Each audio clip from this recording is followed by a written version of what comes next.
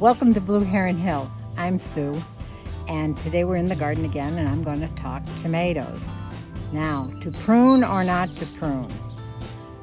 There are many different schools of thought as to whether you prune or not. Tomatoes are a vining plant, and without a support structure like this here, they would lay all over the ground.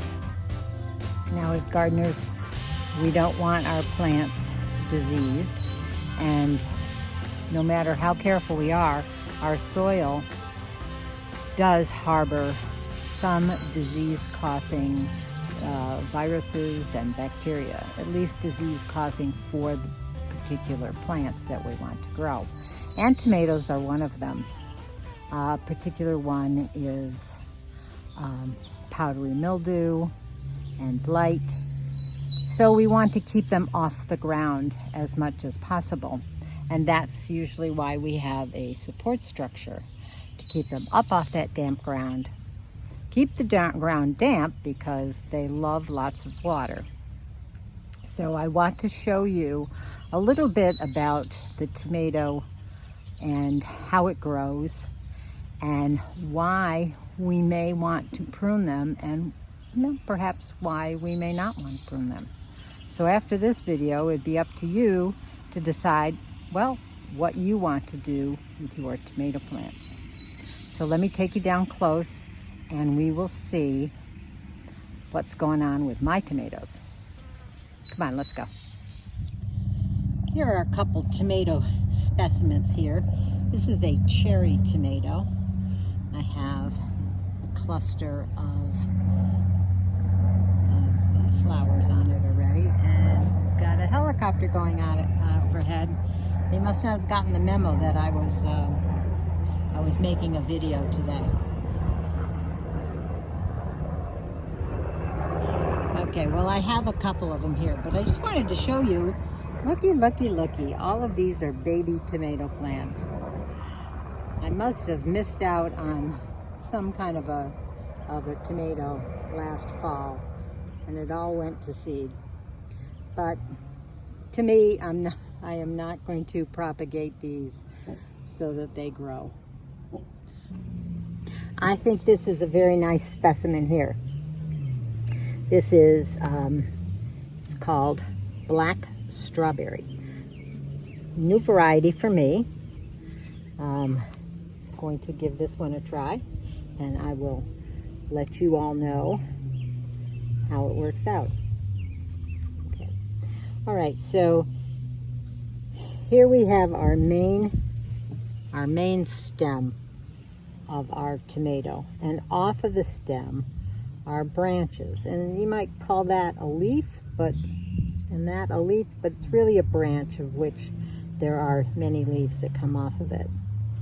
This is called a node, and at the node is an axillary bud that produces another branch. You can see down here on the bottom there, I buried my tomato plants very deep. So, and along this stem, roots could form underground. So that's what I did. So there was a node right down here at ground level, and this branch, this axillary bud, came out and produced that new branch. Now, if you look at the structure of a tomato plant, they have alternating branches. You see, there was one right here. I cut that off, and so it goes from either side of the stem. Some plants have opposite branching, and I'll include a shot of some flowers that have alternating branches. Many people cut them off either with their fingertips or with a shears, snippers or something. Definitely I'm going to take this one off down here. I like to do it with a pruner or something like that, because with your hands it can pick up anything that's on the ground, any viral load that's on the ground, and transfer it to this open wound that you just created right now. Now, in the pruning world of tomatoes, a lot of people call these suckers, and they say, oh, take off all the suckers. In this case, I'm going to be cutting a lot of these off to about 10 inches above the ground. And the reason I'll prune them this way is to keep the air flowing. You don't want to promote an environment where there is no airflow. Airflow is always good for a plant. It keeps the mold, the mildew, is less likely to stay on your plants. Another reason would be to water at ground level. I have a drip tape irrigation system here that I use. I never water from above to get the leaves of the tomatoes, particularly tomatoes, wet. Now it's going to rain, and that's going to happen, but as a human, and I interfere with the growth of this plant, I'm going to do everything that I can to stop any of that bacterial or viral interaction with this plant. So in this particular one, I'm going to cut these off. I've got an open wound there. It's best to do this in the morning, early in the day, so it has time to scab over before nightfall and temperatures drop and the moisture content can bring up any kind of a disease that might happen. My suckers, or these axillary branches, are quite long here. This one is going to go also. Now, another thing I do is I always throw these away, particularly with tomatoes, since tomatoes tend to harbor a lot of disease. Okay, I'm at about 10 inches above the ground. Here I have another sucker coming off of this branch here. There was a node here. Here's another node area here with an axillary branch coming out, or a sucker. I'm going to take this sucker off of this particular plant. Right now I'm going to leave this one on here. I don't want to take away all of the leaves and the photosynthesis power that they have for the plant. But this particular sucker I don't want. So I'm going to just remove that carefully. There you go. The next thing I'm going to do is, since we have a vine here that may want to flop over eventually, is I'm going to tie this to my support structure. I have these, I have a couple different methods of tying it. This one, I have more of these little figure 8 shaped tie downs, and I'm going to do that. Now, since this is a cherry tomato, I'm going to want lots of cherry tomatoes. So this is perhaps the last sucker that I'm going to pull off of this. Some people keep pulling them off and just leave this long straight leader so it goes all the way up, and it'll keep going. It'll keep going 5 feet, 6 feet, 7, 8, for as long as your growing season will let it go. But with a cherry tomato, I like bunches of them, and that's how I'm going to attack this variety. Now I have another one here. You can see this one here. It's quite a bit different than this variety here. This one that we were just looking at is long and skinny, and this one has a much sturdier stem, but it still needs support. And I've got another one of my S hooks here, and we will, it's already wanting to flop over. So this is the time and the place to give it a little support.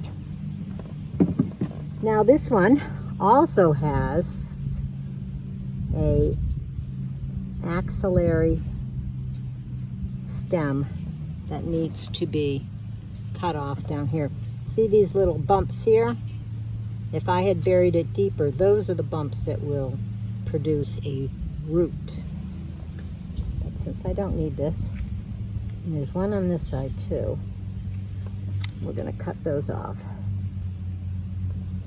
And those get thrown, not even in the compost, they're going to get composted out in the woods.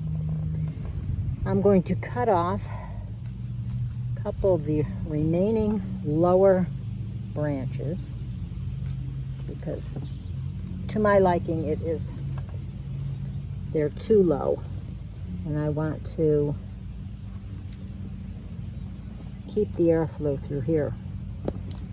Right next to it I have a little planting of parsley, and that restricts some airflow. Behind it over here, I don't know if you can see this, I have a tomatillo, which will also get in the way of some airflow. So I want to make sure this little guy here has a good start on life. So let's go to another one. Here we have another one. This is the same as the black strawberry next door. I have these Velcro tapes, which I really like because they're reusable. The green S tie-ups are reusable for a few years, but they seem to suffer the effects of the UV rays of the sun. You can see here a lower leaf off of the stem. I've cut off some of the stems. This is a very large axillary branch, and I think I'm going to leave that one on because it's quite large already. If you can see up here, I already have a nice grouping of flowers, actually two. This guy's gonna need a little support. I've got a ring right here. I'm gonna clip that onto him. So that's what I have to do, and then every few weeks during the season I'm going to have to come and look and see which ones I want to keep the suckers or which ones I want to prune them off. I like to leave the suckers on a good portion of the cherries and the grape tomatoes.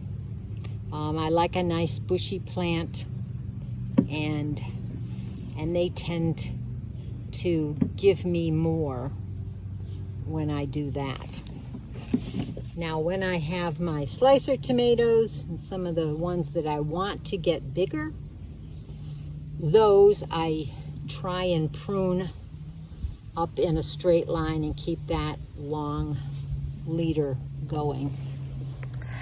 These on this side are, let's see, they're jet stars, and I think Hungarian hearts down there at the end.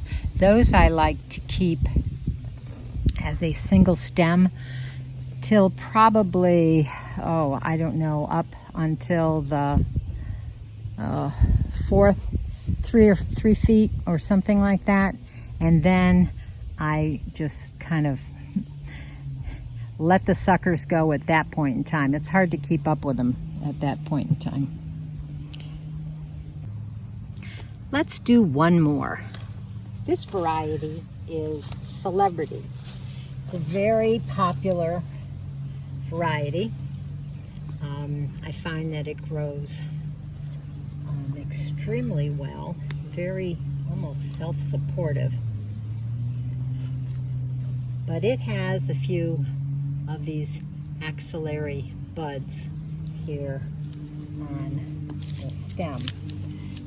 So I'm going to be raising this up off the ground by cutting some of these lower branched leaves. And I think this is, oh, well, I'll get one more. I think that's what I'll leave for now. I do foresee cutting perhaps this one off later on. This already has, if you can see, it already has a cluster growing. Very exciting, actually, just to see it. It already has a cluster growing and even a second one. So, it seems as though my celebrities are doing very well. There's one next door to it, another one. I think I have 3 in total. There we go. That should open up there. That should open up the ground beneath it to airflow. Oops, there's one in the back. There we go. And I'll get those tied up here so they can start trellising up. Looks like I have quite a number to go. So that was a little bit of pruning tomatoes and why I kind of use a hybridized method of pruning. Pruning at the earlier stages to keep them off the ground, taking those axillary branches off of the lower ones. After they get so high, I usually stop. Oftentimes it's because I'm so busy with harvesting in the middle of the summer that I kind of forget.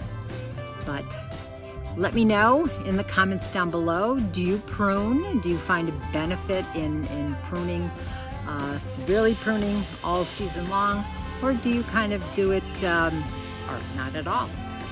So let me know how it works for you. Comment down below. Subscribe if you haven't. If this is your first time here, I'd love you to follow me along on my journey this summer, 2022. Gardening my heart's content out here in Zone 6B in New York State.